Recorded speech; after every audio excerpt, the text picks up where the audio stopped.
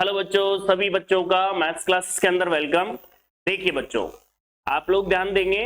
First lecture के अंदर मैंने आप लोगों को बताया था कि पेपर का क्या पैटर्न रहता है, किस हिसाब से नंबरों का डिवाइडेशन है, कितने नंबर का क्लास असाइनमेंट होता है, ये सारी चीजें मैंने आपको बताई थी। जो बच्चा जिस बच्चे ने फर्स्ट लेक्चर नहीं लिया है वो क्लास ले लें, फर्स्ट क्लास, जिससे उसे पता चलेगा कि पेपर का क्या पैटर्न है। ठीक है, ये सारी बातें हमने फर्स्ट लेक्चर में कंप्लीट कर ली थी। देखिए बच्चों, आज हम आगे बढ़ते हैं और समझते हैं। ध्यान देंगे आप लोग यहाँ पर और समझेंगे। सबसे पहले हम पढ़ क्या रहे हैं यहाँ पर, डिस्क्रीट मैथमेटिक्स, विविक्त गणित। देखिए इसके साथ एक अलग से जो बुक है वो नहीं, पहले विविक्त चल रही है तो विविक्त हम पढ़ रहे हैं। ध्यान से सुनेंगे, बिल्कुल नया कंसेप्ट है पूरा। मुश्किल से एक या दो टॉपिक आपको ऐसे लगेंगे जो 11th या 12th में आपने देखे होंगे, बाकी बिल्कुल नया है। कहने का मतलब आपने एक नई दुनिया के अंदर प्रवेश लिया है, एक नए कंसेप्ट में एंटर कर रहे हो। सिंपल सी बात यह है, आप इस बात पर गौर कर लीजिए, जो 12th का पैटर्न है उस हिसाब से आपको पढ़ाई नहीं करनी है, थोड़ा सा पैटर्न बदलेगा। ठीक है, तो इसलिए विशेष रूप से आप लोग जैसा बताया जा रहा है उस हिसाब से आपको चलना है। देखो बच्चों, हम सबसे पहले पहली यूनिट की बात करेंगे। जैसे जैसे यूनिट पढ़ाते जाएंगे वैसे वैसे कंटिन्यू आपके जो सिलेबस के अकॉर्डिंग कंप्लीट सिलेबस आपको मिलता चला जाएगा। ध्यान देंगे यहाँ पर और समझेंगे। हम स्टार्ट कर रहे हैं यहाँ पर डिस्क्रीट मैथमेटिक्स, विविक्त गणित। और विविक्त गणित में सबसे पहले स्टार्ट करेंगे हम सेट, समुच्चय। देखिए यहाँ पर ध्यान देंगे, समुच्चय पढ़ने से पहले हम पढ़ेंगे यहाँ पर नंबर सिस्टम। क्या पढ़ेंगे? Number system. समझ रहे हो आपको? संख्या निकाय, ये बड़ा काम का चीज है, क्योंकि आप अच्छे से जानते हो इसके बगैर आप आगे नहीं बढ़ सकते। नंबर सिस्टम के बगैर आगे नहीं बढ़ सकते। ये 9th या मेरे साथ से 9th क्लास में ही आ जाता है ये संख्या नंबरों के बारे में। जैसे आपने सुना होगा नेचुरल नंबर, सुना होगा प्राकृत संख्या का नाम सुना है ना आपने, सुना होगा 1 2 3 एंड सो चलती जाती है कंटिन्यू। आप लोगों ने सुना होगा पूर्ण संख्याएं, होल नंबर। तो ये सारी चीजें हमें याद है नहीं है उससे मतलब नहीं है, आपको मैं बिल्कुल जीरो से लेके चलूंगा तो आपको कहीं कोई प्रॉब्लम नहीं आएगी। तो आप लोग ध्यान देंगे यहाँ पर और समझेंगे। सबसे पहले हमने लिया यहाँ पर नेचुरल नंबर। क्या ले लिया? Natural number. बच्चों एक बात ध्यान से सुनिए, नेचुरल नंबर आप लोग यहाँ पर ध्यान देंगे। एक मिनट ध्यान देंगे।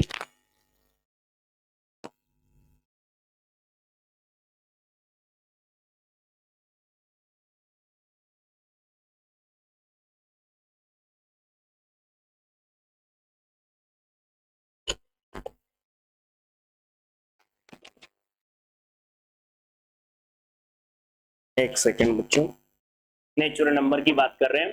देखिए नेचुरल नंबर कहां से स्टार्ट होता है बच्चों? 1 2 3 डॉट डॉट डॉट। बताइए, होता है कि नहीं होता?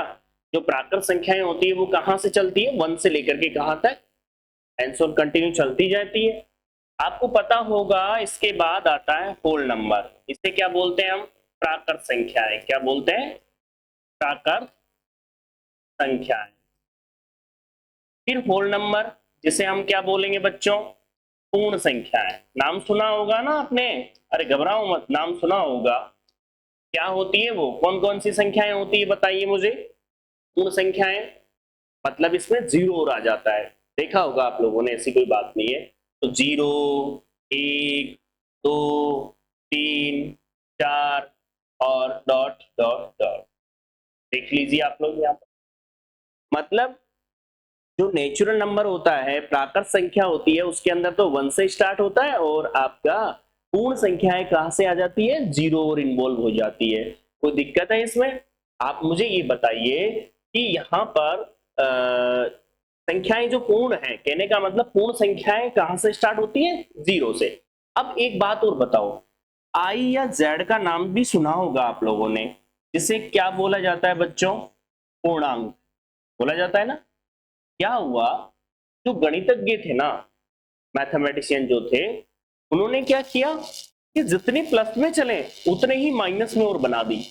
जितने, जैसे आपने 2 बना तो -2 और आ गया, 1 हुआ तो -1 आ गया। कहने का मतलब जितना आप माइनस में चले उतना ही प्लस में चल गए, जो प्लस में आपने बनाया उतना ही नेगेटिव में। तो क्या होता है, आपने देखा होगा कि जब वास्तविक रेखा आप बनाते हो 9th या 10th में तो 0, फिर 1, फिर 2, फिर 3। अब इधर क्या चलते हो, -1, -2, -3। इसका मतलब क्या हुआ, इसका मतलब पूर्णांक में कौन से अवयव आते हैं। देखिए मैं ऐसा लिख दूं, चलो 0 +-1 +-2 +-3 and +-4 and dot dot dot. बता दीजिए मुझे, कोई दिक्कत हो तो आपको। ये कौन से नंबर है, ये कौन से नंबर है, आपके पूर्णांक है। क्लियर है बिल्कुल, बता दीजिए पूर्णांक है। इसके बाद बच्चों एक बात बताइए, बिल्कुल जीरो लेवल की बातें हैं जो आप लोगों को आती है, ऐसा कोई बात नहीं है, लेकिन अपन उसको लेके चल रहे हैं जिससे आप लोगों को कोई प्रॉब्लम नहीं आए। एक बात और सुनिए आप लोग, मैं बात करता हूं रेशनल नंबर। किसकी बात करता हूं, रेशनल नंबर। जिसे किस नाम से जाना जाता है बच्चों, परिमेय संख्याओं के नाम से जाना जाता है। किससे नाम से जानेंगे, परिमेय संख्याएं। तो परिमेय संख्याओं को किससे दिखाते हैं बच्चों, क्यू से दिखाते हैं। परिमेय संख्याओं को किससे दिखाएंगे, क्यू से। बच्चों एक बात बताओ मुझे, परिमेय क्या होती है, वे संख्याएं जिन्हें p by Q, Q not equal to 0 के रूप में व्यक्त किया जा सके। अब पहले समझें इस चीज को, मतलब कौन सी संख्याएं आती है परिमेय संख्याओं में, मतलब ऐसी संख्याएं जिन्हें हम p बाई क्यू के रूप में रिप्रेजेंट कर सके। लेकिन एक बात ध्यान रखना बच्चों, q क्या नहीं होना चाहिए, 0 नहीं होना चाहिए। एक बात आपसे मैं पूछता हूं, जैसे 2 है, आप बताइए 2 के अपॉन में क्या है, 1। तो आप बताइए p अपॉन क्यू का रूप है कि नहीं है, और साथ में q नॉट इक्वल टू 0 है। तो बताओ ये क्या हो गया, एक रैशनल नंबर हो गया कि नहीं हो गया, परिमेय संख्या हो गई कि नहीं हो गई, बताइए कोई दिक्कत है क्या, बता दीजिए मेरे को, कोई समस्या हो तो इसका। तो ये क्या बन गई, आपकी परिमेय संख्या बन गई। आपके लगभग 4 या 5 लेक्चर ऐसे होंगे जो रिकॉर्डेड रहेंगे, जो आपके बेसिक रहेंगे बिल्कुल, ठीक है। आप ध्यान देंगे क्योंकि थोड़ा सा मौसम की वजह से भी क्या है, बच्चे भी अवेलेबल नहीं हो पा रहे, आने में दिक्कत आ रही है, तो इसलिए ध्यान रखना। तो क्या बोला मैंने, वे संख्याएं जिन्हें p by Q, Q not equal to 0 के रूप में व्यक्त किया जा सके। अब जैसे मैंने, किसी ने पूछा बताओ बच्चों जीरो परिमेय होता है अपरिमेय होता है, बताइए। आप कहोगे जीरो, देखो जीरो के नीचे क्या है, 1। डेफिनेशन क्या कहती है कि क्यू नॉट इक्वल टू 0 होना चाहिए, p के लिए थोड़ी कहा उन्होंने। इसका मतलब बताइए ये तो 0 नहीं है ना, तो ये क्या हो गई, एक परिमेय संख्या। तो हमेशा याद रखें कि 0 क्या होती है, एक परिमेय संख्या होती है। तो बताओ मैंने क्या बोला, परिमेय संख्याएं कौन सी होती है, वे संख्याएं जिन्हें p बाई क्यू के रूप में व्यक्त किया जा सके और q नॉट इक्वल टू 0 होता है। क्लियर सी बात है, ठीक है। अब यहां पर ध्यान देंगे और समझेंगे आप। और एक और बात मैं बता देता हूं आपको नॉलेज के तौर पे, मेरी जो क्लासेस है उसका चार्ज बहुत मिनिमम रहेगा, आप बिल्कुल टेंशन फ्री होकर के क्लास लें। साथ में ये जो डेमो क्लासेस हैं इन्हें आप कंटिन्यू लें, इसमें आपको कोई पैसा नहीं देना पड़ रहा, लेकिन आपकी नॉलेज वापस ग्रोथ हो जाएगी। दूसरी बात, एक और चीज, जो चीजें भूल चुके हैं ना वो सारी चीजें आपको याद आ जाएगी, जिससे आप जिस भी जहां भी पढ़ रहे होंगे, जहां भी आप क्लासेस ले रहे होंगे, उससे क्या होगा आपको, उससे ये बेनिफिट होगा कि चीजें समझ में आना स्टार्ट हो जाएगी। ठीक है बच्चों, आगे चलते हैं। इसके बाद कौन सी संख्याएं आती है, इन रैशनल नंबर, नाम सुना होगा, इन रैशनल नंबर।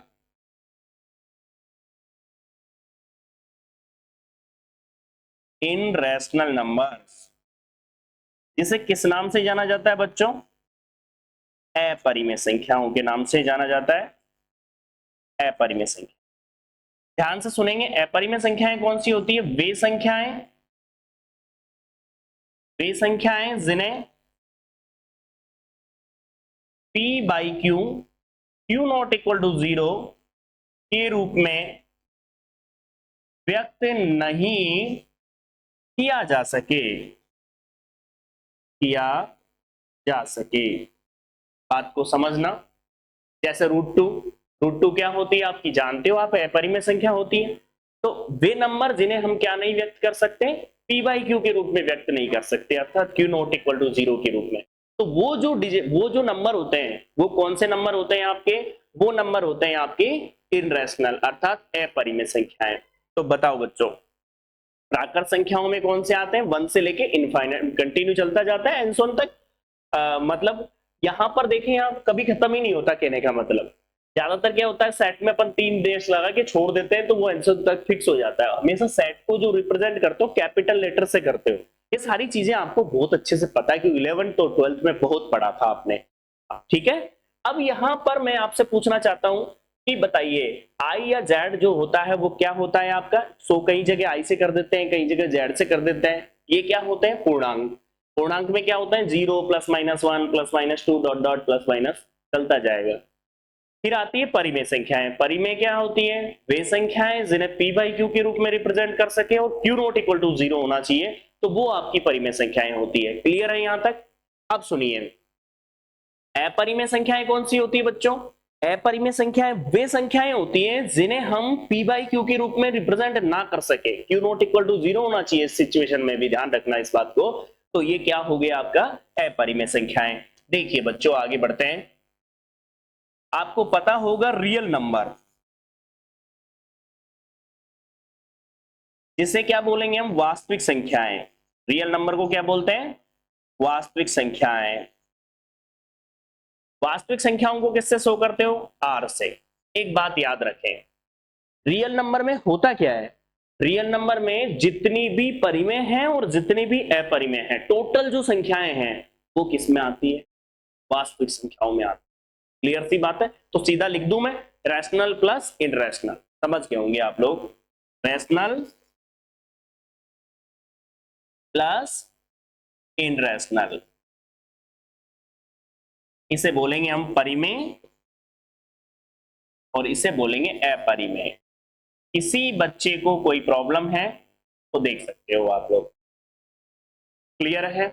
तो ये संख्याएं कौन सी हो गई आपकी, ये तो परिमेय हो गई और ये अपरिमेय हो गई। क्लियर है। अब सुनो आप लोग, इसके बाद भी एक नंबर आता है जिसे हम कॉम्प्लेक्स नंबर के नाम से जानते हैं।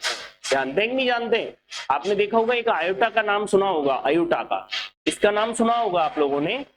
मैं आप लोगों से बात कर लेता हूं, इसका नाम सुना होगा, इसका आयोटा।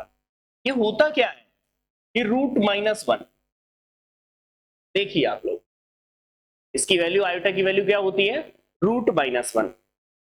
देखा जाए तो ये काल्पनिक होता है। इसमें क्या होता है बच्चों कि जैसे 2 है, 2 बताओ क्या होता है, रियल नंबर होता है ना, वास्तविक संख्या होती कि नहीं होती, बताओ मेरे को पहले।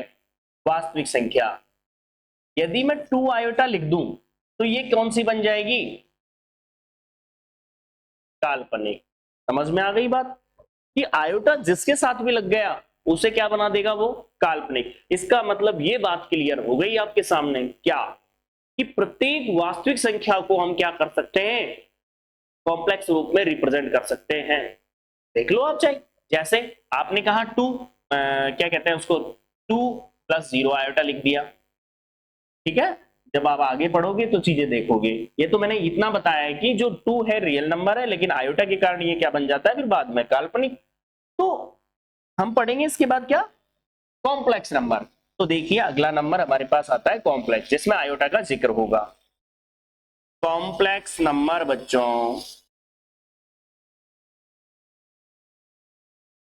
जिसे क्या बोलोगे बच्चों, सम्मिश्र संख्याएं। बच्चों इसे सी से दिखा देते हैं, कई जगह जेड से भी होता है। सी होता है a + आयोटा b। ए और बी हमेशा याद रखें किसका होता है, वास्तविक संख्या का। याद रखें इसको क्या बोलते हैं, रियल पार्ट। क्या बोलते हैं, रियल पार्ट, जिसे क्या बोलेंगे हम, वास्तविक भाग। और इसे क्या बोलेंगे, काल्पनिक भाग। समझ गए होंगे। बताओ किसी बच्चे को दिक्कत हो तो आप लोग देखिए, आप लोगों ने देखा होगा यहाँ पर जो सम्मिश्र संख्याएं हैं वो किस फॉर्म में होती है, a + आयोटा b की फॉर्म में होता है। आयोटा की वैल्यू क्या होती है, यहाँ पर आयोटा की जो वैल्यू होती है √-1 होती है। तो आपने क्या देखा, पहली बात तो ये सुनो ध्यान से, आपने यहाँ पर देखा कि जो नंबर है उसमें सबसे पहले नेचुरल नंबर देखा, प्राकृत संख्या। मैं इंग्लिश वर्ड भी आपको साथ के साथ बोलूंगा, ध्यान रखना इस बात को, ठीक है, जिससे कई बच्चे जैसे मान लो कि इंग्लिश मीडियम के हैं तो वो भी समझ पाएंगे। तो ध्यान देंगे यहाँ पर नेचुरल नंबर अर्थात प्राकृत संख्या, फिर बोला मैंने होल नंबर पूर्ण संख्याएं, फिर आपसे बात की मैंने आई या जेड अर्थात इंटीजर पूर्णांक, पूर्णांक में क्या आ जाता है 0 प्लस माइनस 1 से लेके कंटिन्यू चलता जाता है। फिर मैंने बात की आपसे रेशनल नंबर की, परिमेय संख्याओं की। परिमेय संख्याएं क्या होती है?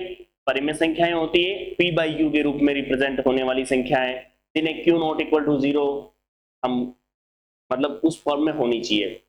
फिर बात करूं मैं इनरेशनल नंबर अपरिमेय संख्याएं। अपरिमेय में क्या होती है कि ऐसी संख्याएं जिन्हें p बाई क्यू के रूप में रिप्रेजेंट नहीं कर सके अपन, ठीक है, यहां तक क्लियर। अब फिर वास्तविक संख्याओं में परिमेय और अपरिमेय मिलकर के क्या बन गई? अपनी वास्तविक संख्याएं बन गई। उसके बाद आया कॉम्प्लेक्स नंबर। तो कॉम्प्लेक्स नंबर क्या होता है आप देखिए, कॉम्प्लेक्स नंबर होता है a प्लस आयोटा b का फॉर्म। a और b दोनों किसके होते हैं? वास्तविक संख्याओं के होते हैं। क्लियर है बिल्कुल। अब सुनिए ध्यान से, यहां पर आप देखेंगे सबसे नेचुरल नंबर ये पूर्ण रूप से किसमें विद्यमान है? W में। चेक कर लो, मैं थोड़ी कह रहा हूं। प्राकृत संख्या कहां से स्टार्ट हो रही है? 1 से। पूर्ण संख्या कहां से स्टार्ट हो रही है बताओ? 0 से लेके कंटिन्यू। इसका मतलब क्या? 1 तो आ रहा है ना, 1 से लेके कंटिन्यू चल रही है। इसका मतलब n पूर्ण रूप से किस में विद्यमान है? W में। मुझे बताइए W और n ये सब पे सब किस में विद्यमान है? I में। अरे I या Z में है कि नहीं बताओ? दोनों है ना, चाहे वो आपकी प्लस की हो चाहे माइनस, तो आते ही नहीं है इसमें I और इसमें W और N में। तो और ये जो है आपका ये किस में विद्यमान है बता दीजिए मेरे को। ये सब के सब किस में विद्यमान हो गए? R के अंदर। और ये पूरे ही किसके अंदर विद्यमान है? देखो बच्चों ये आ गए किसमें? C में। बताइए मुझे कोई कंफ्यूजन? इसका मतलब क्या हुआ? इसका मतलब ये हुआ कि n सबसेट है W का, W सबसेट है I का, और सबसेट है R का, R सबसेट है C का। ये सब पढ़ेंगे अब हम सेट के बारे में। तो पहले तो मैंने आप लोगों को बताया था कि संख्याओं के बारे में बताया, ठीक है, तो आप एक बार इसे नोट कर लेंगे, ठीक है। नोट में केवल स्क्रीनशॉट ले लो क्योंकि अभी जो क्लासेस है वो डेमो क्लासेस के रूप में है, तो आप लोग समझ सकते हो अच्छे से कि टाइम ज्यादा लगता है। उसके बाद आपको पीडीएफ साथ के साथ मिल जाएगी तो कोई प्रॉब्लम नहीं आएगी आपको। देखो बच्चों एक बार ले लीजिए आप,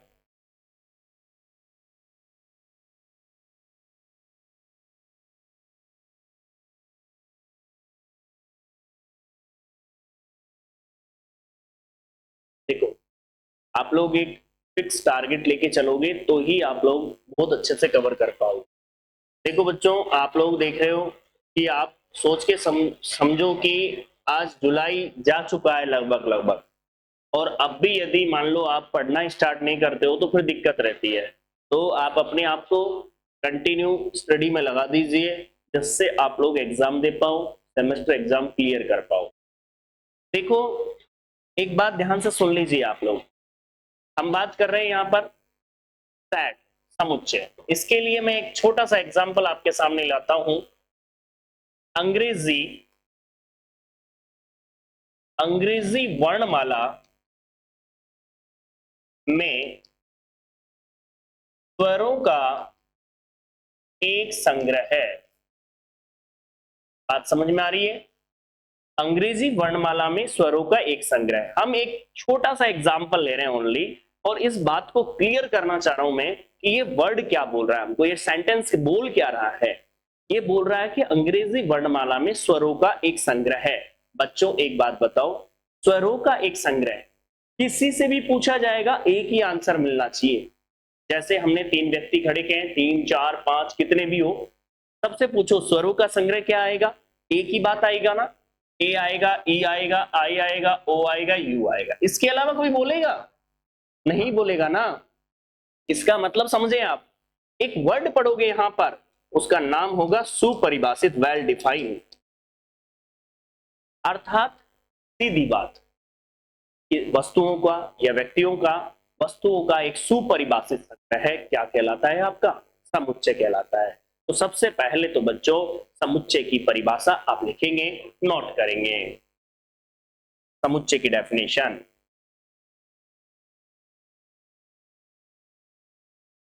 सेट, लिखिए, वस्तुओं का सुपरिभाषित संग्रह, वस्तुओं का सुपरिभाषित संग्रह एक समुच्चय कहलाता है। वस्तुओं का सुपरिभाषित संग्रह एक समुच्चय कहलाता है। अब इसमें देखो, लिख लिया आपने, एक बार दोबारा सुन लीजिए। वस्तुओं का एक सुपरिभाषित संग्रह समुच्चय कहलाता है। इसमें एक एग्जाम्पल लिखिए, अंग्रेजी वर्णमाला में स्वरों का एक संग्रह है। अंग्रेजी वर्णमाला में स्वरों का एक संग्रह है। अंग्रेजी वर्णमाला में स्वरों का एक संग्रह है।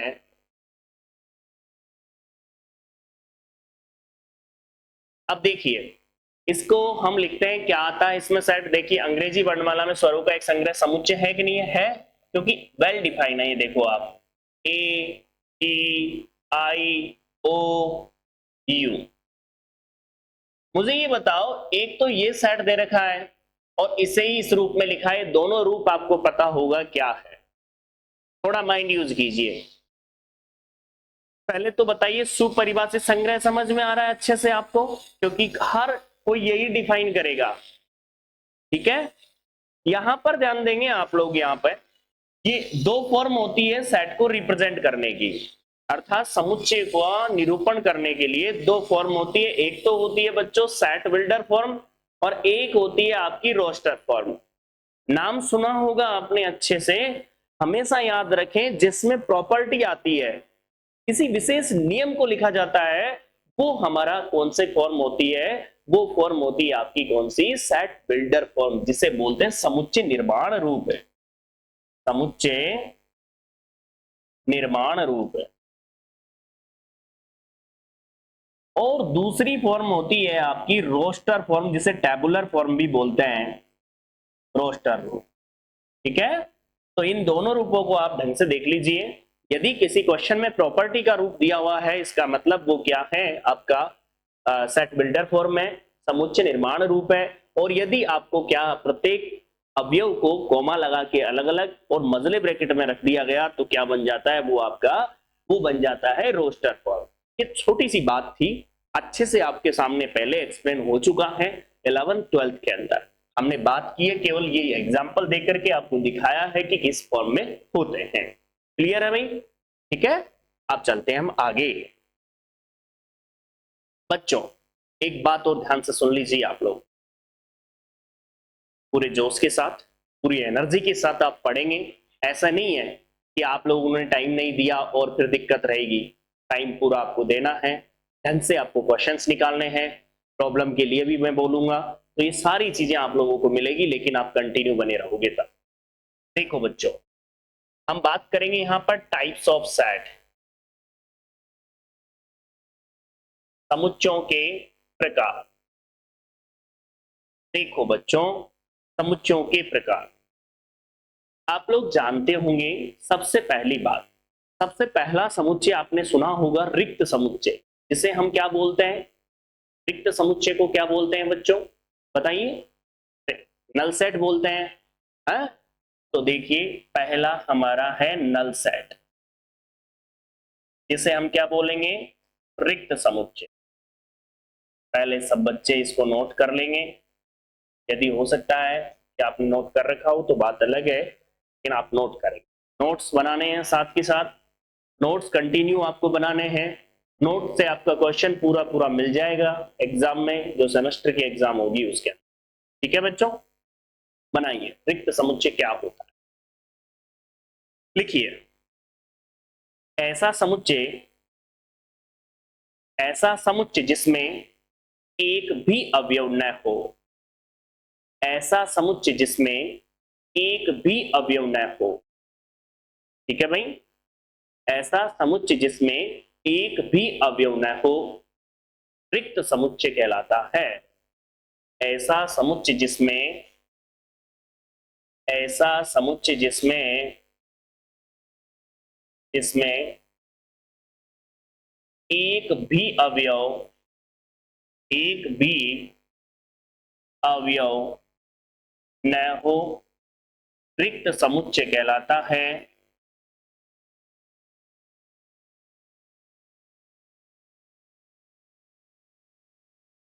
बोलिए। अब देखो, आपको पता होगा रिक्त सेट को किससे शो करते हो, दिमाग लगाना, आप रिक्त सेट को किससे शो करते हो बताओ मुझे। रिक्त समुच्चय को आप शो करते हो किससे, इसे या तो आप खाली सेट दिखा देते हो या फिर फाई से प्रदर्शित करते हैं, तो इसे लिख लीजिए कि इसे या तो खाली सेट हम व्यक्त कर देंगे या फिर बच्चों फाई से दिखा देंगे। ठीक है भाई,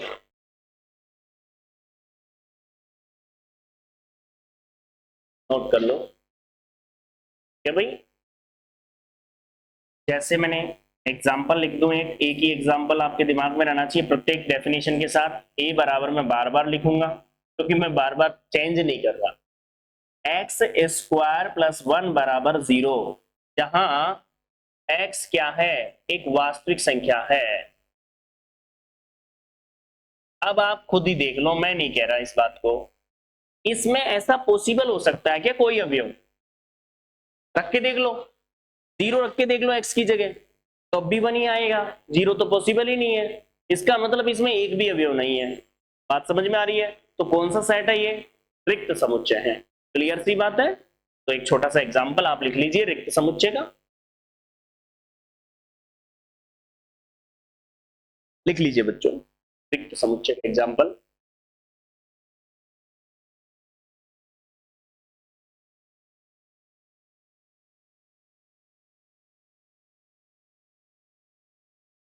देखो, मैं मानता हूं आप लोगों को कि आप लोगों का जो है मैथ्स का बच्चा सबसे ज्यादा ये बात सोचता है कि जैसे ही उसने 12th कर ली उसके बाद ये सोचता है मैं कंपटीशन की तैयारी कर। देखो बच्चों, आप आधे से ज्यादा कंपटीशन से बाहर हो जाते हो यदि ग्रेजुएशन नहीं करते हो। अब कोई बच्चा ग्रेजुएशन में मान लो साइंस छोड़ के और दूसरी सब्जेक्ट को यूज करता है, दूसरी सब्जेक्ट से करता है, तो वो अलग चीज हो गई, वो उसकी मेंटेलिटी है। बाकी मैं नहीं मानता इस चीज को कि साइंस छोड़ करके जाना उचित रहेगा। देखिए बच्चों, आजकल क्या है, आप लोगों को यदि किसी का मोटिवेशन स्पीच देख ली या किसी का लेक्चर देख लिया तो एक दिन में आप जो बनना है वो बन जाते हो, दूसरे दिन तो ये मान लो पोस्टिंग हो जाती है। ये नहीं सोचते उसके लिए कितनी मेहनत करनी पड़ेगी आपको, पहले वो भी देखो आप। हाँ, मैं मानता हूं उस चीज के लिए आप यदि कर सको तो करिए, लेकिन पहले कम से कम उसके लिए एलिजिबल तो हो जाओ। एलिजिबल ही नहीं है, वहां ग्रेजुएशन ही नहीं हो रही तो दिक्कत होती है बच्चों को। देखिए अगला, इक्वल सेट, जिसे हम क्या बोलेंगे, समान समुच्चय। नाम सुना होगा बच्चों इसका, खूब अच्छे से नाम सुना होगा आपने समान समुच्चय का। समान का मतलब क्या है, अरे नाम में ही स्पष्ट हो रहा है समान। तो दो सेट आपस में इक्वल कब होंगे मुझे बताओ, जब वो पूर्ण रूप से ही समान दिख रहे हैं।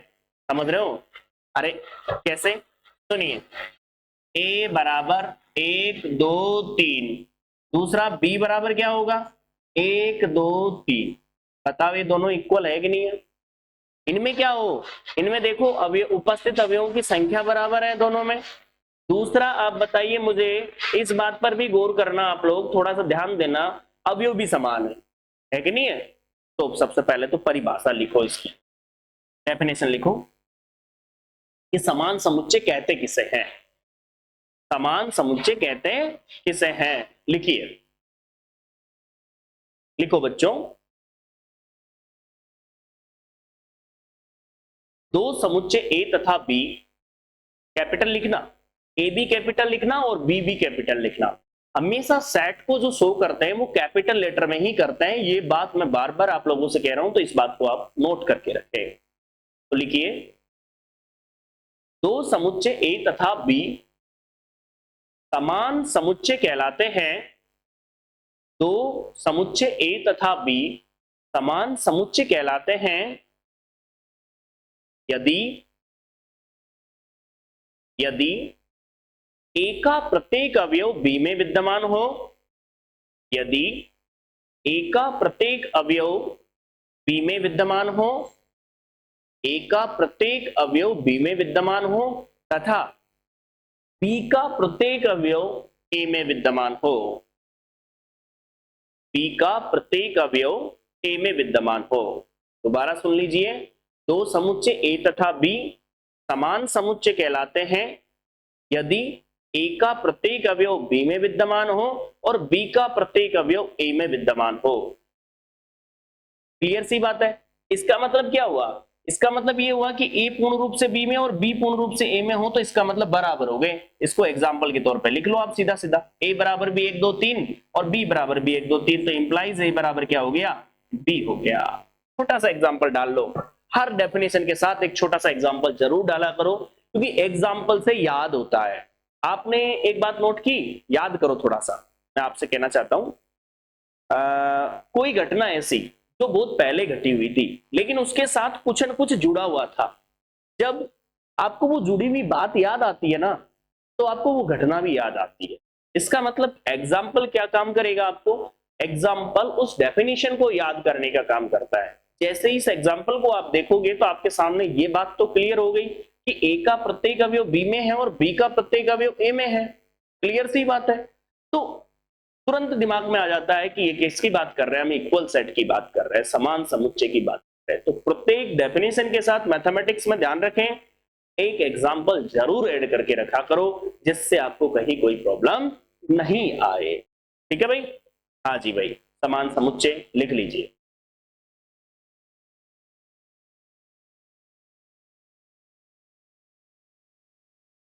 इसके बाद हम लिखेंगे तीसरा, नाम सुना होगा फाइनाइट सेट। जिसे किस नाम से जानेंगे? परिमित समुच्चय, फाइनाइट सेट। बच्चों, फाइनाइट सेट क्या होता है इसके बारे में हम बात करते हैं। लिख लीजिए इसे, और आज ये डेफिनेशन लास्ट रहेगी। ठीक है, कल फिर आगे बढ़ेंगे अपन। नोट कीजिए, देखो, ऐसा समुच्चय जिसमें अवयवों की संख्या, ऐसा समुच्चय जिसमें अवयवों की संख्या परिमित हो, ऐसा समुच्चय जिसमें अवयवों की संख्या परिमित हो, परिमित समुच्चय कहलाता है। ऐसा समुच्चय जिसमें अवयवों की संख्या परिमित हो, परिमित समुच्चय कहलाता है। ए बराबर ए बी सी, आप देख लीजिए आप लोग, इस सेट के अंदर आप लोगों के सामने क्या है? एबीसी है। एबीसी आप देखिए फाइनाइट है, इसका मतलब उपस्थित अवयव क्या है? फाइनाइट। तो सेट कौन सा हो गया? फाइनाइट। क्लियर सी बात है। इसे लिख लो एग्जाम्पल, फिर इनफाइनाइट भी लिख ही लेते हैं, फिर अलग से रह जाएगी नहीं तो। एग्जाम्पल डाल लेना और अगली एक और परिभाषा अपन नोट कर लेते हैं। लास्ट, इनफाइनाइट सेट, जिसे अपरिमित समुच्चय के नाम से जानेंगे। अपरिमित समुच्चय,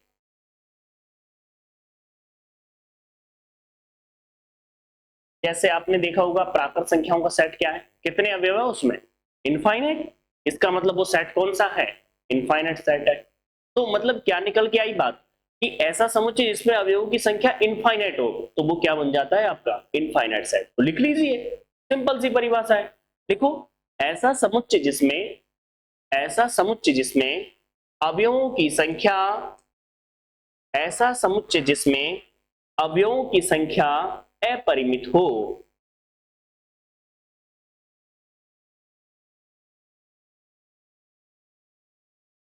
ऐसा समुच्चय जिसमें अवयवों की संख्या अपरिमित हो, अपरिमित समुच्चय कहलाता है। क्लियर है? बिल्कुल। ये मैंने आपको बताया इनफाइनाइट सेट, कोई दिक्कत नहीं होनी चाहिए। आप लोग नेक्स्ट क्लास में हम आगे की बात करेंगे और आप लोग ध्यान दें, जो बच्चे क्लास लेते हैं उन बच्चों को ज्यादा से ज्यादा वीडियो को शेयर करना है। और जिन बच्चों ने लाइक नहीं किया वो लाइक करना है। जब भी क्लास आती है ये काम आपको करना है और आपको क्लास लेनी है और नोट्स बनाने साथ के साथ, ध्यान रखना। आपको प्रॉपर तरीके से सब कुछ मिलेगा, लेकिन बस एक ही चीज है कि आपको प्रॉपर नोट्स बनाते हुए क्वेश्चन करते हुए चलना है। ठीक है भाई, थैंक यू आज के लिए, और आप सभी स्वस्थ रहें और अच्छे से पढ़ाई में लग जाइए जिससे हमारा सेमेस्टर क्लियर हो जाए। ठीक है भाई, सभी को पढ़ाई स्टार्ट करनी है और आज से स्टार्ट कर दीजिए। ठीक है, आज के लिए थैंक यू।